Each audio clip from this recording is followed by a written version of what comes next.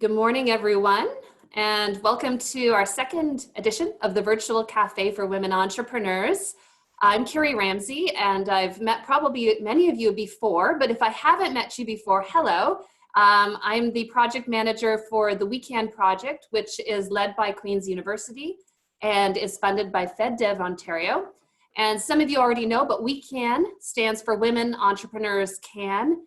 And it's an exciting time, also a very weird time to be a woman entrepreneur, let's be honest. The government has been talking a lot about the impact of COVID-19 on women-owned businesses in particular. I'm not sure if you've been following some of those conversations, but what has been said is that there will be no recovery without a she-covery, which is kind of cutesy in a way, but that's the government telling us that, you know what, women-owned businesses are absolutely vital, not just for our economy, but for our economic recovery during this time. So that's just sort of a big picture thing of what's going on. But I think it's also a signal of why today's conversation is so important. We need to connect like this. Ideally, we would be connecting in a cafe or, you know, in some sort of a meeting room. But this is, I think, the next best thing. We're nothing if not innovative. So welcome today. I'm so glad to see so many of you. And I know we will be expecting some more. So today we are going to be sort of talking about this idea, particularly about networking. And I don't know if you noticed in the Eventbrite invitation, but basically for our virtual cafes, we're looking to sort of theme them along a thread of conversation. So for today, we thought that we would chat about networking. Last time we talked about marketing. And today we want to sort of take a look at how we're pivoting when it comes to to networking during COVID-19, because let's be honest, everything has been thrown up in the air. And as things settle and as things sort of, I guess, get a little more quote unquote normal, we're looking for innovative tools and resources. And I think that this group can be an amazing, resource for everyone in terms of, yeah, what's working for you? What have you tried, but it didn't work? And so let's share some of those ideas. This is, by the way, the most I'm going to be speaking in this conversation today. But I wanted to just greet you, first of all, kind of give you the topic we're talking about today. And while I'm chattering just about the next couple of things, why don't you take a moment to let us know in the chat what your business is. We don't have time because of the size of the group that we're expecting to go around and have absolutely everyone explain what their business is. But this is a great opportunity. I hope you'll take it to put a note in the chat. Let us know where you're connecting from and what your business is, because that will give us a chance to do the networking part of actually what our topic is today. And I will continue to let folks in from the waiting room here as we go. So if you were a part of our first virtual cafe, you know we kind of have three broad ground rules. And I use that word loosely, but the first is simply that you engage. Please do take part. I know some of you may be more shy and want to hang back, but I hope that as many as possible will engage. And when you are contributing a comment or an insight, we'll try to limit it to about 2 to 3 minutes-ish, just so that we can hear from as many of you as we possibly can. Like I said, some of you I know will hang back, let others take the lead, whereas others of you are ready to jump into this conversation. So I want to make sure that some of the quieter ones have a chance to express themselves if they want to. If for some reason your internet connection works best when you're on invisible, as I call it, like no video, that's fine. We're not judging you today. But if you want to show your face, that's great too. If you don't want to speak and share your opinion, by all means, use the chat. Let's use that chat to engage. And by all means, you can respond to each other that way as well. So I'll be facilitating the conversation today. So the first ground rule we mentioned was engage, but try to limit it in terms of, about 3 minutes or so. And I'm sure there will be people that want to build on what you've said. The second is to listen, right? So we said this the last time. I think there's so much we can learn from each other, even if we're in completely different industries. That's the beauty of networking, in my opinion, is that we're not all from the same sector. So let's just learn from each other and share and apply some of that in our own way. And then the last note is just this idea of sharing versus selling. I always like to say that in these networking scenarios, because I know you guys have incredible businesses, and that's why I'm inviting you to put them into the chat as well. but make sure, like, let's make sure that we're adding value versus selling whatever the latest product is. Although, you know, we're interested in that, I'm sure. So by all means, put your business name into the chat. Let us know where you're connecting from. And I think those are all the things that we kind of need to do to get started. Are there any questions before we do get started? Somebody just might want to pipe up or even put into the chat, and I'll take a quick look down here to see if anyone has any questions in the next few seconds. Just about how this is going to run? Nope. Okay, it's an hour long. Yeah, we're looking for your input. So again, we're talking about networking today and how that has changed since COVID-19. So let me just throw out the first question, which is, what are some of the challenges that you've noticed since COVID-19? I think there are some obvious ones, but I don't want, like, you know, let's just throw them on the table, and then let's come up with some ideas or share some solutions that we've come up with already for the challenges that we're facing during COVID. Anybody want to start it off?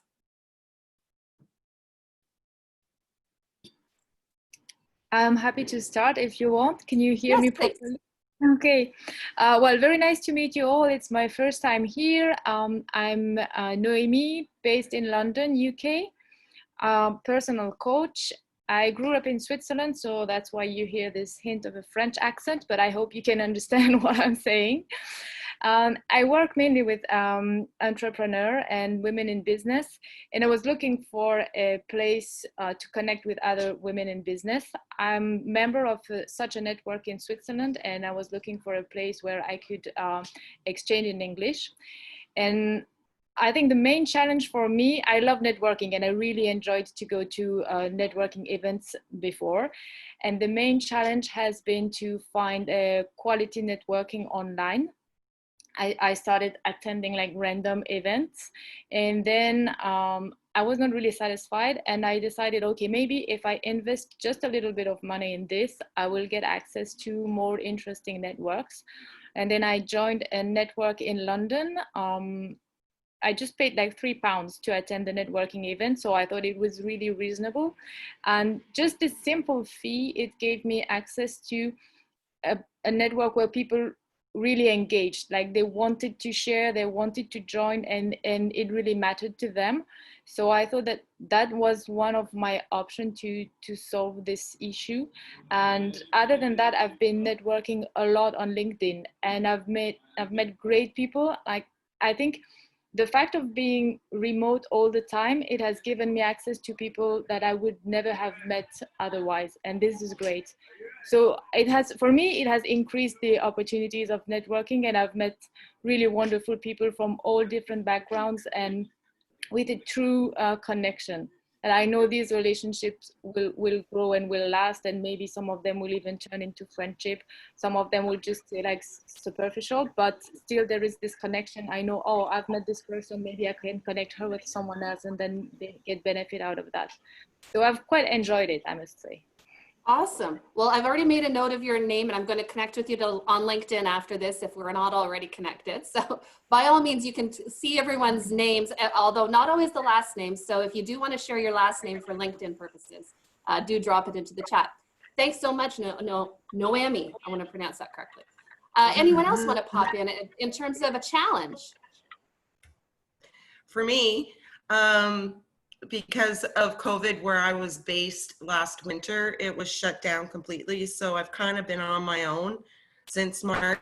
And I was also involved in another weekend project with women entrepreneurs based in rural areas.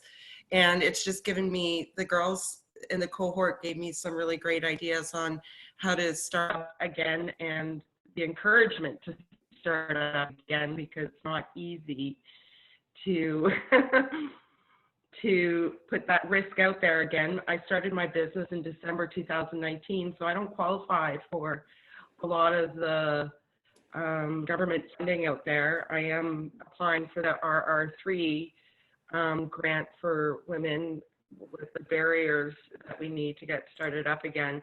But it's just a wealth of knowledge and support is what I like about having this right now. Mm-hmm. Awesome.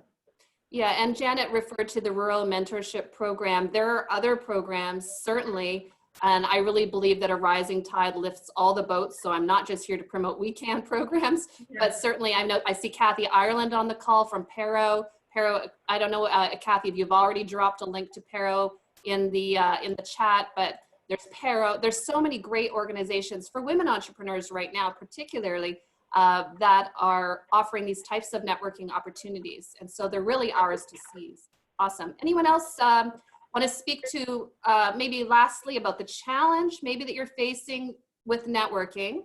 And then we'd love to hear some of those tools that people are making use of as well. I'll share a little bit. And there's a couple ladies who I've seen on other calls and in other groups that I'm part of. I'm Ashley Spring. I can't figure out how to edit my name to show my last name, so I'm gonna have to work on that after the call. But I'm in financial services, and I'm based in Belleville, Ontario. And I just started in this role in the fall of 2019, and trying to build my business and my client base from the ground up and get involved in the community. I felt like I was really starting to see that happen and reap some of those rewards and relationships and building my client base. And then COVID happened. And money is something that not a lot of people like to talk about or are comfortable opening up about. So it's really important for my world that we're building that relationship and building that trust. And a big part of that for me is getting to know the person in person and going for coffee dates and spending that time together. And it's hard to cultivate that relationship and that level of trust digitally, especially with people that you haven't really met before. So when the world stopped and, we weren't having client meetings and I wasn't out in the world at networking events and volunteering and getting involved in the way I do, that was a bit of a rug pull from underneath me, and having to try and figure out, okay, how do I still build those same relationships and reach out to new people through a digital space and, build that trust in order to help them or work together.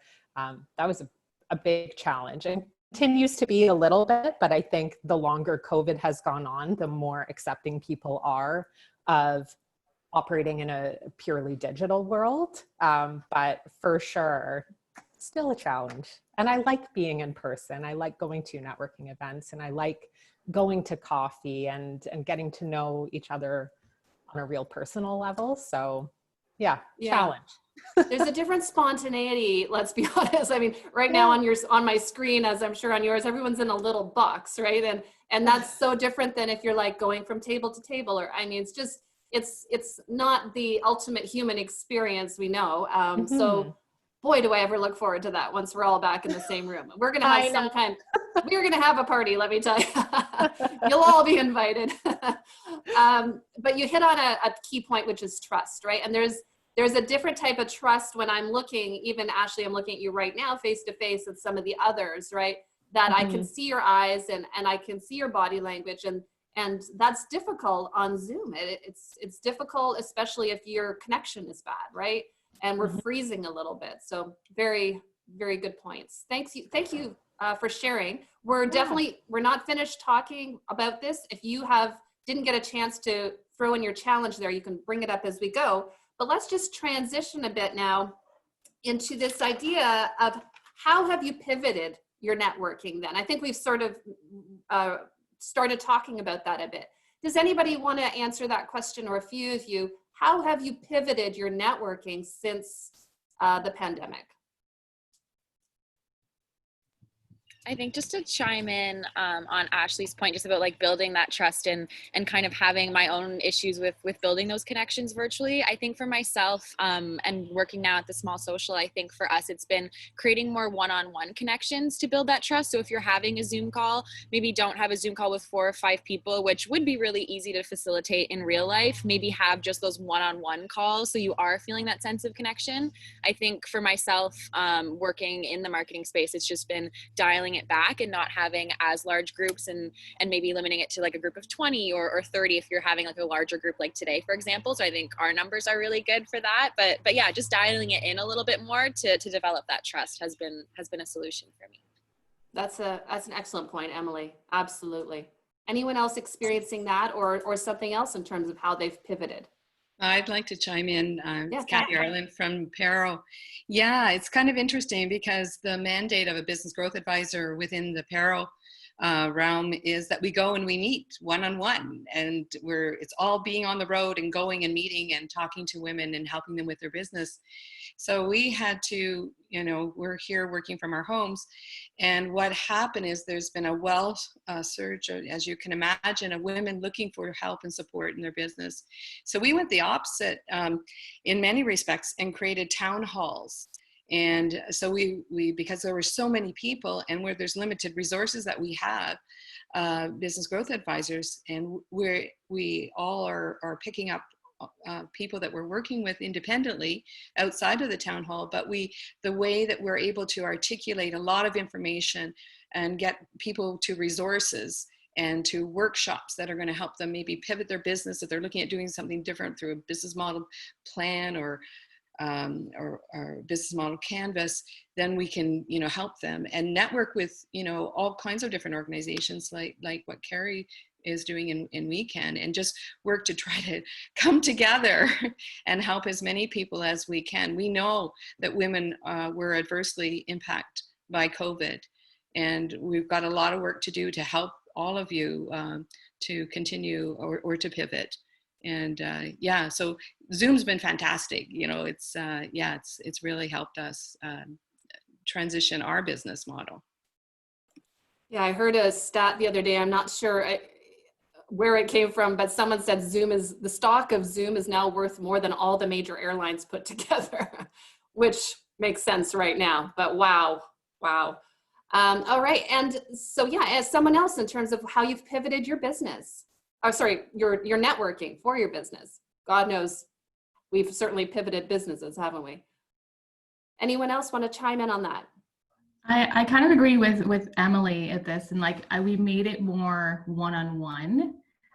Before all this, as some of you may know also, I'm on the board for Quinte Women in Business, which is another networking where we get together, and it's a big event that we see each other face to face. So that we pivoted, but also as a business owner in the health and wellness field, with clinic owners, it was always like, hey, would love to pop in your clinic and see you and connect with you. And that was always a hard thing to do, right? To find in both of our schedules to kind of find that time. Once COVID hit, we were all shut down. So what we found really helpful was we just sent an email to one business owner, a physio, or I'm going to use my field for an example, but a physiotherapy clinic or another chiropractic clinic that we know of, we know they do great work. Maybe we already refer back and forth, but we haven't actually had a great one-on-one time. And Zoom, obviously, is a lot easier to jump on for a half an hour, even 20 minutes, and connect with them and say, hey, how's business going? But also that networking that you get back and forth, you can really ask the questions of, okay, what do you specialize in?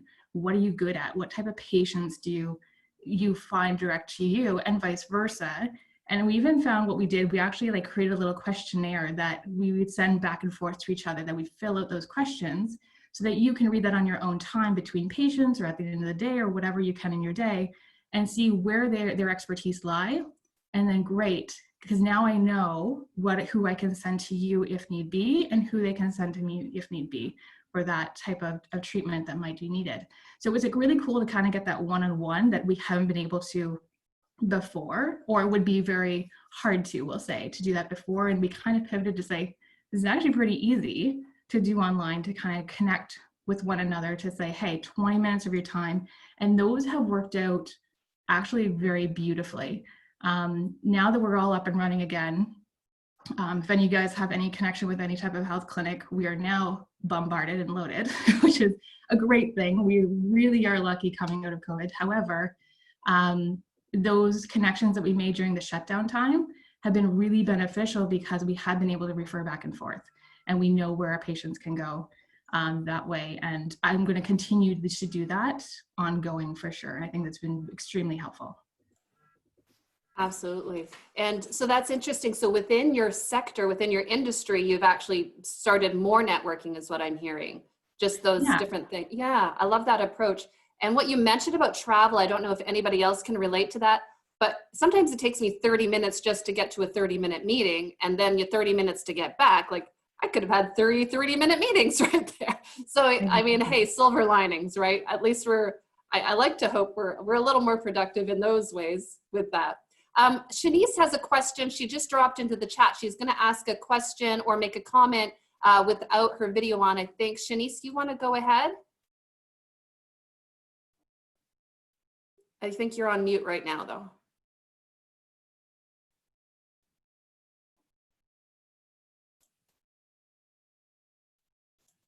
Oh, I'm not sure if she's going to speak. Shanice, are you going to? Oh, if you're sure her mic's not working. Okay, well, if you get it working, you let me know. Just drop it back into the chat, okay? All right. Okay, so somebody else wants to talk about perhaps some new, let's pivot to the tools, specific tools, resources. We've heard some different groups, Quinte Women in Business, for instance, and Noemi mentioned as well, sort of a paid type of a group. I think Quinte Women in Business also is sort of a monthly membership type of an arrangement? Yeah.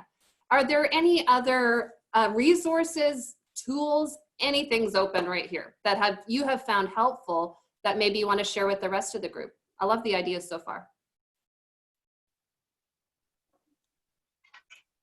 Hi, everybody. So I think we're a little bit different in that. Can you guys hear me okay? Oh, there's Anna. Yes, I was looking for you on my screen. You're at the bottom of my screen. Okay, gotcha. I'm doing like some serious momming at the same time of everything. Yeah, so. you go, girl. Anyway, I think it's a little bit different for us in that we decided to do a startup amid COVID. So we didn't start pre-COVID. We started like right in the midst of it all. Our grand opening was actually last week. So it's been a little bit different, but what I've found anyways that has been really helpful is like coming to events like this, but also like reaching out to the chamber, and we're part of the downtown, reaching out to those kinds of resources. The Small Business Center has been really, really helpful. We can still meet, even though it's virtual, we can still have that resource, and still tapping into those resources has been really helpful. Absolutely. And I'm noting just some of the chat that's happening. There's a number of you that just have opened businesses during COVID. That's absolutely remarkable. First of all, you are the bravest women I know, and that's awesome. I had no doubt before, but that just underlines it. And also some of you have sort of opened a business in the last recent years. So that's really interesting as well. Okay, cool. There's another networking group there as well that's been dropped in the chat. Excellent. And I think that idea of hyper-local networking groups right now is one of the things I've noticed. For WeCan, obviously this is an international call, but you know, largely we've done a lot of very Kingston and Quinte focused type of businesses. I think COVID has made us all think buy local, you know, act local, as well as, you know, support women around the world at the same time with certainly the social issues going on, but buying local. So that's an interesting thing to really see the light being shone on those local groups. In terms of other tools, we've mentioned Zoom. Zoom is obviously, I think, a friend to us all. But are there any other digital tools that some of you have come across that you might want to share with us?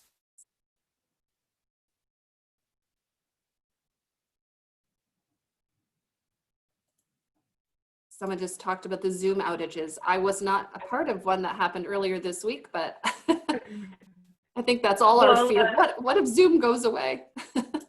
I was contacted through Bark from a client, which I didn't even know that existed for looking for services. So I'm looking into maybe signing up with them to get myself out there more. So I didn't know that. Sorry, are you saying? Did you say Spark, Janet? that Bark existed until Bark, B-A-R-K. Yes, It's that's like the one at St. it's out of Lawrence the, College? no, it's an app connecting businesses. Yeah. It's out of the UK, and now they have offices in Canada, and it's about connecting connecting clients with business owners. So Maybe spell it in the chat, Janet, because some are hearing Bark, or I heard Spark, but you might have said Slack. No. Yeah, you're having a B-A-R-K. Oh, Bark. Okay. Mm-hmm. That's one Anyway, to look into. I just had no idea I had no idea it was out there. And you get 10 free connections, but I'd like to make myself once I'm up and running, because I'm a caterer too. So like, It's hard to find clients right now. Mm-hmm. Wow. What about someone else? I have one that I've been using, but I don't want to throw it out until someone else comes. Oh, Tatiana, I'm sorry. Tatiana has her hand raised, and I didn't acknowledge that. Go ahead. Go ahead. I just noticed it. Hi, everyone. That's okay. I just want to add that I kind of put my business, I started last year, but then I caught up in other stuff, and another business I run in my house, Airbnb. And so I had to completely shut down for the COVID time. But that allows me to focus on the real business that I want to do, the import of the coffee. And Zoom has been amazing. And all the workshop that we are doing one by one, it's been amazing. And so that I've been able to move forward a lot of stuff that I had put it aside. And now, well, it's been, it hasn't been good without the Airbnb, but I know that's coming, and I'm gonna be better prepared with my business. So yeah, absolutely. It hasn't been that bad. Yes. Amazing. Yeah. I'm just going through making sure I didn't miss anybody in the chat. Sorry, if you've put a note in the chat that you wanted to speak, then I might have missed it. What about Facebook groups? Has anybody used Facebook groups or found them to be useful at all? Just kind of curious about that as well. Not so much. I know there's on a couple Facebook groups, but I find that it's not very engaging on a one-on-one. It's more people pushing like their promotions and their products and what they're doing. And there's not been, and maybe I'm just in the wrong ones, but I find that there's not a lot of like personal engagement. It's more of a promotional spot. Yeah. And that's the tricky thing, isn't it? With networking, it's like, and I often say sharing is the new networking, because I think especially women, and well, and men too, I suppose, but we get tired of this salesy aspect of networking where we're pushing a business card in people's faces, which obviously we're not doing right now, but you can do that virtually too.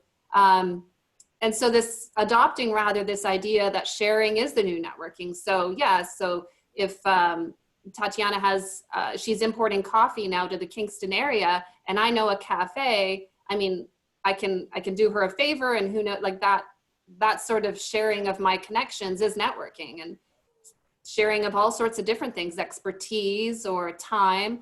Someone mentioned volunteering has now sort of kind of gone by the wayside. And honestly, that's one of the biggest ways that a lot of us network, isn't it? Has anyone wanted to kind of chime in on that aspect of, have you found opportunities to volunteer virtually to help grow your networking base? What are some of your experiences in that area? I don't have any experience of volunteering online, but I just wanted to add a comment to what Ashley said. I completely agree with you. It's difficult to find places where there is true engagement. And I was thinking of all the Facebook groups I'm a member of, and the one where there is true support is a group for working women in Finland. So maybe there is something about being in a network of women where we first care about the quality of the relationship before thinking of the profit. And another thing that I have found useful, and maybe that relates to the idea of volunteering, is in another group, in every session, there is the possibility to ask for help. So everyone introduced themselves and then they say, I need help for, I don't know, for instance, there was someone who had lost her Instagram account, so she needed to rebuild her audience. So she said, can you please just join my new account? So it can be very simple, concrete things, but the fact of having a safe space where you can ask for help and know that there is no kind of, I help you, but then I want you to give me something. It made it, I think, really, for me, I really enjoy it. And I think the quality of the support that is provided is also very good because of that, because it's just spontaneous and there is no expectation of something in return. I love that. Does anybody want to add to that? I have a comment, but I'll hold off. I'm going to hold my peace. One of the things that we've been doing in my company is... Go ahead, Nancy. Yeah. Okay. One of the things that we've been doing is reaching out to community members in Kingston and doing some free short videos for them. Just to sort of support and show local businesses what people are doing. It helps us show what we can do, and we post it on our website and they post it on theirs. Awesome. And what is the organization or the business that you're doing that on behalf of, Nancy? So my company is a marketing communications company. We do everything from podcasts, videos, news, websites, podcasts. So it's a great way for us to sort of show what we can do, but also to really promote some of our local businesses here.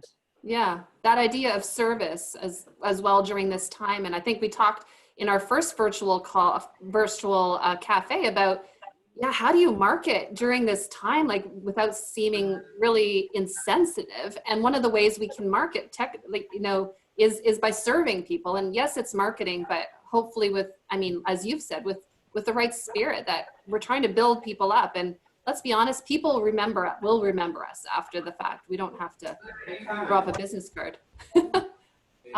Okay, sorry, Corinne, it's funny, your handle on Zoom is Andrew, who I think is your husband. But go ahead. I know it's Corinne, so go ahead. I can't release it until you pay. Oh, and just for everyone else, if you want to put yourselves on mute, we've got some background noise. Just want to make sure we can hear Corinne. Go ahead. Okay. It's just 34. It's 3419. Oh, I can't hear you, Corinne. I'm not sure why.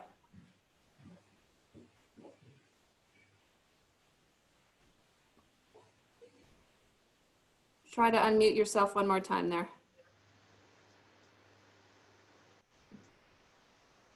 No, we can't hear you, Corinne. I don't know why. But we'll come back to you. We'll come back. Nargis, go ahead. I saw you raised your hand there. Hi, yes. But actually, I wanted to mention that one of the ways that is helping me for someone that doesn't have any business or marketing background, I'm coming from really technical background, having 2 masters in computer science and having a startup in AI solution, artificial intelligence. Something that is really helping me is considering part of my company as nonprofit. So when I'm collaborating with healthcare, I'm considering that part nonprofit, that kind of helping me building my network, at the same time giving me this feeling of satisfaction that I'm doing something good, especially this time. That is really cool. So a part of your business is nonprofit, and that part of it is helping, for instance, right now, healthcare. I love that. Yeah, Nargis has an artificial intelligence business in the Kingston area, Kingston/Toronto area, really. And very interesting. I like that approach. It's something for us all to think about. Very cool. Yeah. Okay, somebody else.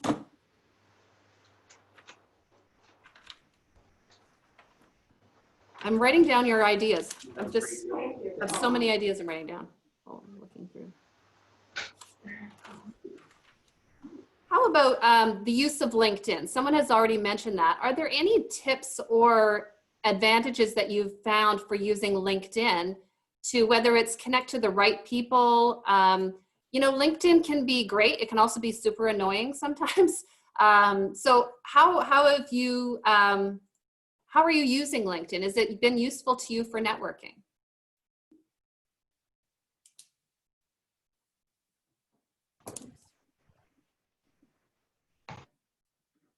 I'll mention that it's something that usually after these calls, I will follow many of you just to find out a little bit more. And I know that, for instance, Cathy, who's there from Pero, last week, I had a need to hire somebody, and I reached out to several people, and Cathy found me that person within her network. So those LinkedIn connections are so powerful, not just to, I think it's not just the number that you have, but to really understand what those people do. So as Nancy mentioned, you know, in terms of video or podcasting, or Ashley, when it comes to the financial aspect, you know, just understanding what people do, it makes us top of mind. Let's just put it that way, right? Does that make sense?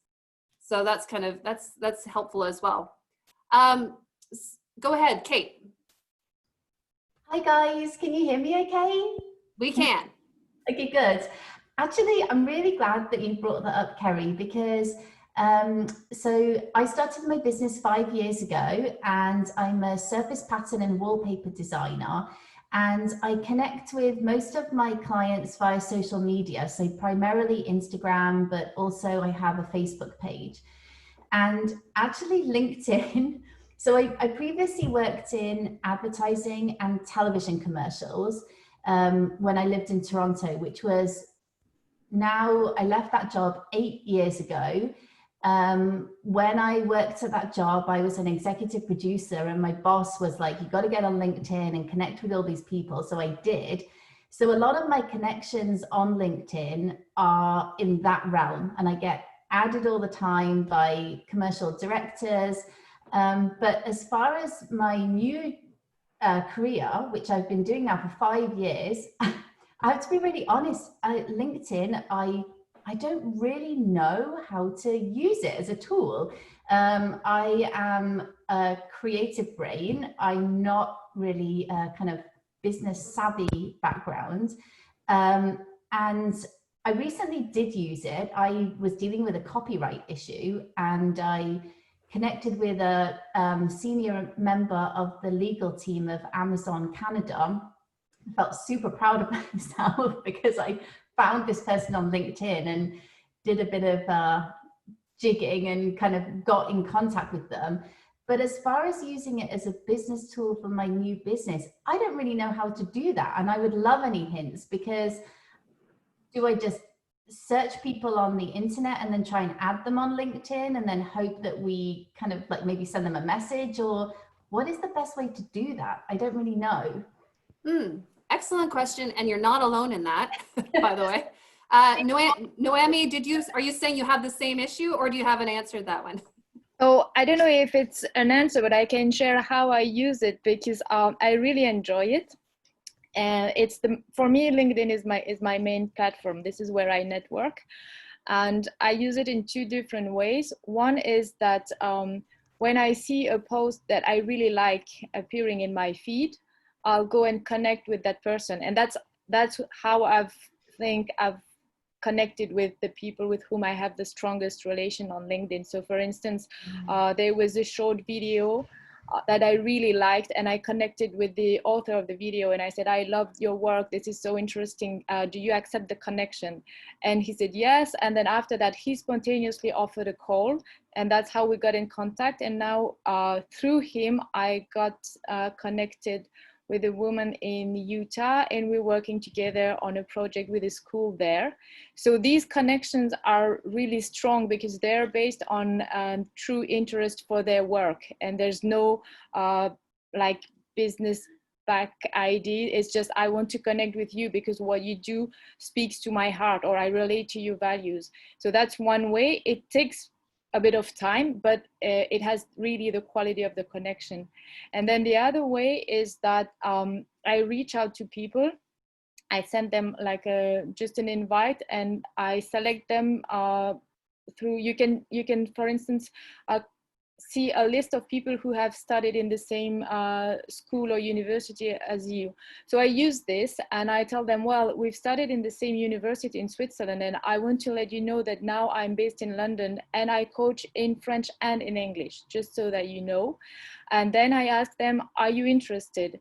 So of course I'm reaching out to them with the idea that I want to let them know about my work, but I don't want to sell them something. I just want to say this is what I do, because for me, I have like all the people who have helped me and the coach I work now with, they are people that I've met because they were saying I'm here, otherwise I wouldn't have known. So based on that, I say I'm here, I do this, and if you're interested, I'm really happy to have a conversation with you. And many people answer. I was when I started doing this, I said, okay, I try, let's see what happens. And many people answer, and often they say, oh no, I'm not interested. But then I engage in the conversation and I say, thank you for taking the time to reply. And I talk about what they do. And I'm always sincere, like I look at their profile and always I find something interesting, because the world is full of amazing people. So then I engage the conversation on this, because this is something that I genuinely feel. And it's a couple of messages that we exchange, and then that's it. But I know that I've made a true connection with them, and it doesn't matter if they want to work with me or not. It's just that there is someone in my network that I know I have a true connection with them. So that's how I use it. And these short invites, you can send hundreds per day if you want. And then you get maybe out of 100, I get 5 to 10 people who reply, and out of these 5 to 10 people, I have one call.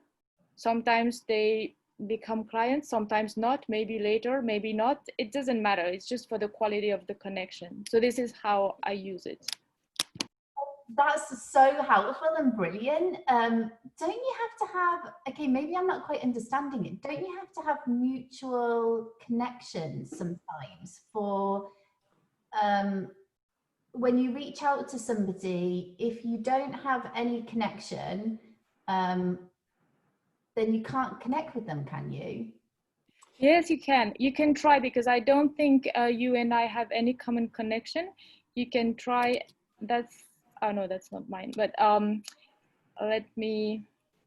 I think it just depends on their personal settings that they've laid out. Some people will say that you can't message me or add me. You can't see my profile picture unless we have mutual connections. So that's how I have my profile set. My husband, who's in sales, he's got his LinkedIn and it's a free for all. Anyone can see him or add him or message him because he really wants to grow a much bigger network. And I wanted mine to be more personable and not get, and try and filter out some of the random messages. I still get some, but mine, I keep a little bit more personal. So it just depends on the end user's personal settings that they've laid out.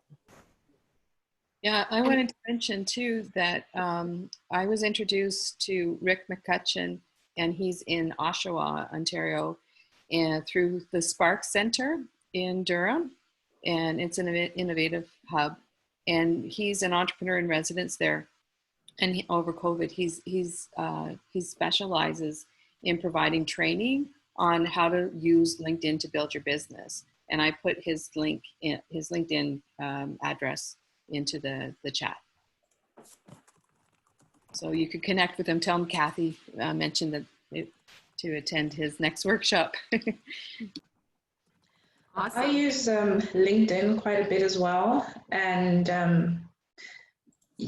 I'm quite selective about who I connect with. And although I take connections from everyone because I don't mind meeting people, and I generally haven't had a bad experience with people spamming me or anything like that. Generally, people are very helpful. And when I'm connected with someone, I get to see what they share when I share. So I find it very educational. I see the people's content, and when they do something that interests me, then I follow them and I talk with them and develop a relationship. So I don't normally go and start telling them about what I do or what I sell. For me, it's more relational. Once we build a relationship, they know what I do and I know what they do. If any opportunity comes up, we can connect each other. If I meet somebody who needs their service, then I can always refer them to that person. But it's really amazing. I'm in the travel business. I do private jet charters, and my niche is very niche. So I don't go around talking about it with a lot of people because it's not for everybody. But I got a lady who called me and she sent me an invite on LinkedIn, and she says, "Oh, I'm so interested in what you do." And she said, "Would you like to talk? Because I think we have something in common." And then she called me and she was like, "I'm in wealth management and my clients travel a lot and I just want to connect you to these people." So sometimes you don't connect with people, but those people can connect you to other people. So I'm pretty open and I found it very beneficial, and I've made lots of friends over COVID and lots of business relationships, and it's been awesome for me. Yeah, that's a good point, that sometimes that person isn't the connection. As we know, that's how networking works as well. I'll just chime in, Kate, that the way that I use LinkedIn is that I use it as my Rolodex of 2020, right? Because people move jobs, they change email addresses, but what stays the same is LinkedIn, really. So even if someone changes positions, companies, banks, whatever, I have an old business card. I'm like, why? Oh, that email doesn't work anymore. But I go to LinkedIn and I can always find out what their current position is, because let's face it, we do tend to move around a little bit. So that's one of the big values for me for LinkedIn. The second is that I don't just connect with people, but I think it's important to post on your LinkedIn and use share helpful articles. Even today, a photo of the session, like do a screenshot. Hey, it was great to take part in this event, and, or whatever, just like sort of news about your business. And then I find that's where people comment on my posts, and that's where I develop the relationships. For me, at least, that's how it works. So I don't privately message a lot of people that I don't know necessarily, but I'll post something like, for instance, I posted last week, my son has a summer business, and I posted an article that was written. I was like, oh, this is my kid, pretty proud. So even though it's a professional network, I'm still, I'm posting about entrepreneurship because he's doing an entrepreneurial thing. And then the number of, comments that came out of that, and I can connect with them. Suddenly I'm like, oh, these are people that are interested in something I'm interested in, which is either entrepreneurship or young entrepreneurs. So that's another thought, is not just to have a LinkedIn static account, but to post, and to share and to be active on it. Your business, you can also create a business Facebook page, LinkedIn page, which is something to think about. So at we have a WeCan project at Queen's University LinkedIn page, which it's a little different than your personal page, which is there. And then we actually have like a business page. So you can do that as well. I'm feeling maybe we should do a whole session on LinkedIn moving forward at some point, but there's, because there's a lot of gold to mine, I think, out of LinkedIn, but it's not on the surface. You have to dig for it. There's no doubt. Yeah. Anyone else want to chime in on, LinkedIn is a very rich subject. Anyone want to talk about either LinkedIn or perhaps another tool that's been useful? Hi, everyone. I do kind of have a call. Oh, I've got Kelly. I've got Kelly right now. Kelly. Oh, and then Dana. Go ahead, Kelly. Oh, okay. So I was just going to say, I actually attended a LinkedIn training session recently because I think it's a pretty hot topic.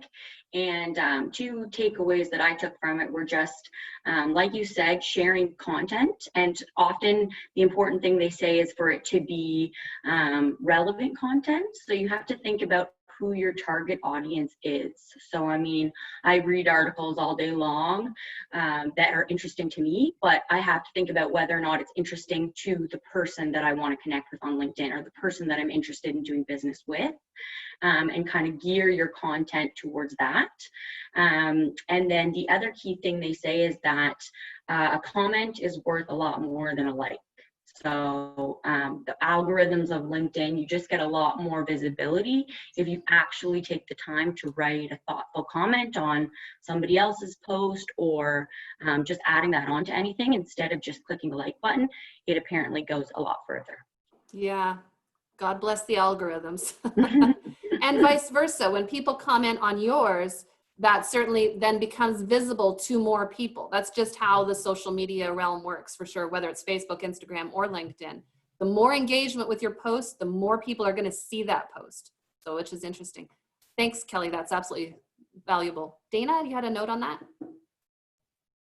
That was kind of where I was kind of questioning. I had a question about, because that's one where, that's a platform I feel like I really underutilize. I'm really more Instagram and Facebook, and LinkedIn is there, but I don't post on it. So that was kind of my question with that is it content okay is it the same content I would post on Instagram that I should be putting on my LinkedIn? Because it's very, like Kelly was saying, it's very relevant. We're very trying to be educational, and this is what we do in the clinic, and this is things that we can treat, as well as just, hey, this is what we're celebrating today. So it's lots of content that we're posting on, for example, Instagram, and commenting on others and getting them to comment. But is it the exact same as how we should use LinkedIn? Because I'm kind of also hearing it's about more the professional relationships, which it's good, I guess, for them to know what we do, but it's also maybe different content that we'd be sharing back and forth. Great question. Does someone want to chime in on that one? Maybe I don't want to monopolize, but I've been really very active on LinkedIn recently, and so that's why I feel I want to share about this. I think it depends on who your target audience is on LinkedIn. Do you want to connect with other professionals, or do you want to educate our potential customers? And you can even do both. But as Kelly said before, you have to think about who is going to read it and what kind of content do they need. So you will not talk about the same topic or not talk in the same way if you're talking to someone who is in the same industry as you, who is a colleague and who shares the same jargon. And if you're talking to someone who needs your service and maybe doesn't know exactly what it is or how to access it, or what is going to happen if I go to the physiotherapist or something like that. So you can really do both. And I think if your content on Instagram is educational content, you can really use it on LinkedIn, and you save time because you can kind of copy paste. But just thinking about who do you want to read my post? And then once you know the answer to that question, then you know how to introduce it, what kind of header you want to use, and then tweak it a little bit accordingly, and really try to reuse as much as you can the material you already have, because you want to maximize it and save time. Absolutely, that's a really good point. And I think, and Kate, you're up next for sure. I think traditionally LinkedIn has been like B2B as opposed to B2C, so business to business. Although, you know, if your customers are business, you know, then there could be possible opportunities. Like I think it was Trish talking about the wealthy looking for private jet tours, etc. I mean, those are probably where you'd find your clients. But I certainly have cut and pasted articles when I'm sharing about success stories of our WeCan audience. So I've put those on Instagram, Twitter, LinkedIn, Facebook, and you know, all of the platforms if I think it's relevant to that audience. So I think you kind of take a pause and say, is this right for LinkedIn, knowing that it's a professional audience primarily? And if it is, go for it, for sure. Kate, did you have your hand up? Oh, sorry, who was next? It was Kate, right? Yeah. I just wanted, can you hear me okay? Yeah. I just wanted to ask them too. I don't know how many people here are in a similar position to me in that they're sole proprietors of their business. So they're doing they're doing the business plus doing the marketing plus doing everything. Because something that I have found is that I think a really important factor when you put either connections or information out there is engaging in the response. And it takes an absolutely gigantic amount of time. So my primary place for connecting, like I said, is Instagram. Then I also have my Facebook business page. Especially if I put something I share a lot of content of my wallpaper and different design things, and I add in personal elements too. If something really resonates with people, you might find yourself getting a massive amount of responses, which is amazing. But it takes a vast amount of time. And so it was interesting what Dana said too. And I was kind of thinking the same thing. Well, could I kind of take some elements and also start posting on LinkedIn? But I think a big part of it for me too is, how am I going to have the time to manage then the responses? And I think that is something, if anybody has any thoughts or ideas, even just to know that you're not alone, because so many people say, oh, you should do this or you should do that. But then the actual reality of what your life looks like, I don't even have kids. How people do it when they have kids too, I really don't know. But it's extremely draining when you are managing those communications. It's exciting and authentic and lovely and brilliant. But how on earth do you manage all these platforms? There's things that you can get that will automate your posts, which makes it easier. But I totally agree with you. It's like yes, your posts are automated and you can spend, like your Sunday evening planning out your week of posts.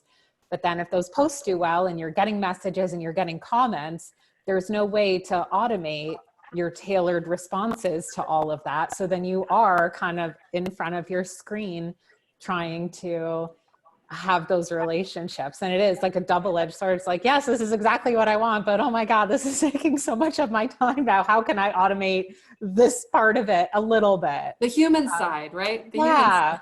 Yeah, it's like you need the human behind the human side and the human responses. But yeah, so I'd be interested to hear any tips on that. I see a couple of hands. Oh, yeah, go ahead, Janet. Yeah, because also, like with my journey and with KEDCO last year, I got a grant, and it also gave us a 1-week small business boot camp. And one thing that was really pointed out to us was do what you do best and get someone to do your marketing or do your social media page, and then you concentrate on what you do best. Like let the accountants take care of your books. Don't do your books yourself. There's like some small areas in your business that you can't do everything, but you can hire it out. And I met someone who's going to do my webpage and stuff, but also part of his service is for $40 a month, he will manage my social media. Well, I can't put a price on that time being spent taking care of all these details when I have to do what I do best. So absolutely. I don't know, that's the one thing I have learned in this whole journey since I started business, is that you need to focus on your end and reach out and maybe get a friend to start helping you, or hire someone to, like, that's their specialty. They know how to do it. I don't know. That's going to be my how I solve that problem. And I think that's the moment where you realize, and like Kate was saying, she is a genius at wallpaper design. If you guys haven't checked out her website, holy crap, you need to do that, because that's some genius stuff right there. Put your website in there, Kate. I'm demanding that right now. It's absolutely brilliant. But you're right. In order to say, okay, now I need to grow, I need to scale, you just absolutely can't do it all. I did put a resource in there, Digital Main Street. I'm sorry, it's a Canadian resource, particularly I think Ontario. But right now they're giving away $2,500 towards supporting small businesses through COVID when it comes to their digital resources. That includes social media, website support, all sorts of things.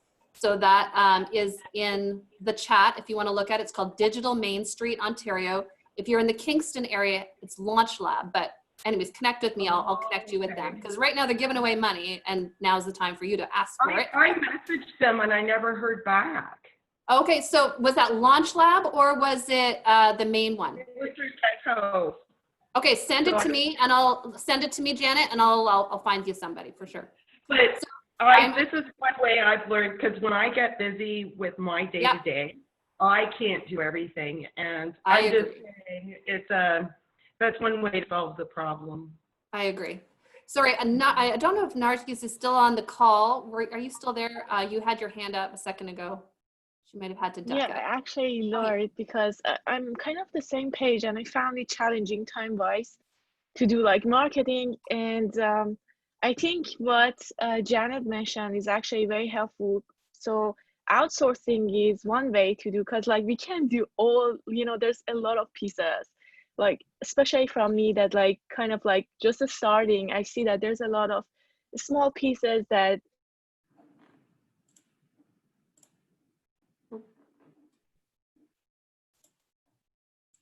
You froze on us. Okay, we'll see if she comes back.